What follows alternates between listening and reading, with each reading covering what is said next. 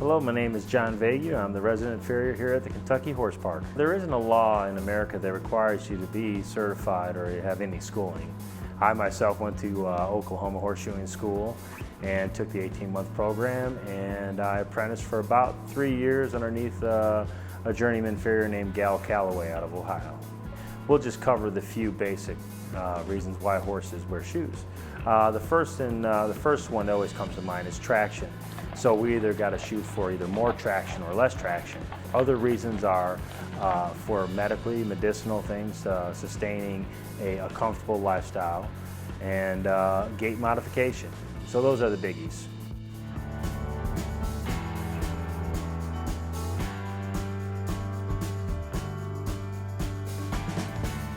The modern way of shoeing a horse hasn't really changed at all from 2,000, 1,500 years ago.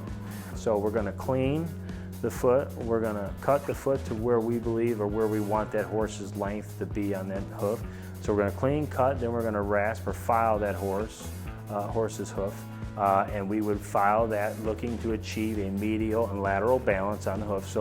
And we would either forge a shoe or we would use a manufactured shoe and modify that shoe to fit the horse's foot.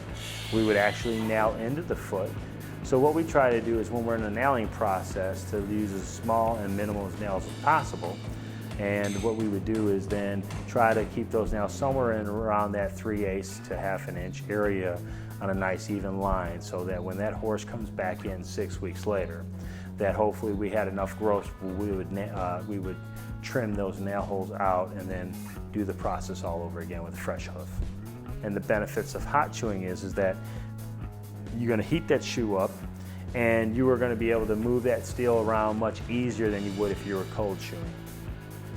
By heating that shoe up, you're also going to draw, especially in our area where moisture is a problem, you're going to draw some of that moisture out. You're going to take any imperfection of your trim out of the equation by cauterizing. So as you set that shoe on that horse's hoof, it's going to balance and cauterize and drop, so it takes any of your eye and hand imperfections out of it.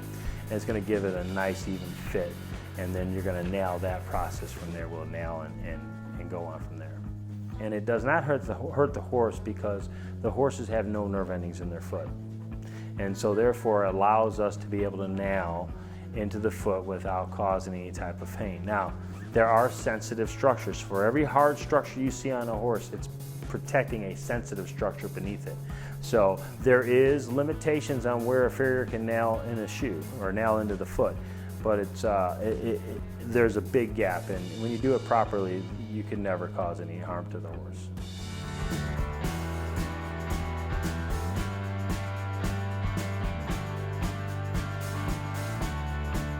A farrier is like an artist, and it's his interpretation of what that hoof should be like, right, and how he's going to shoe that horse. And all the farriers that I know go out there and do the best job they can do at that particular time. We get a lot of fan mail and stuff here at the shop because we really open their eyes to all that's involved in doing the farrier science here and doing the work on the horses. Now, how can you not be in a good mood when you come to work driving through our gates?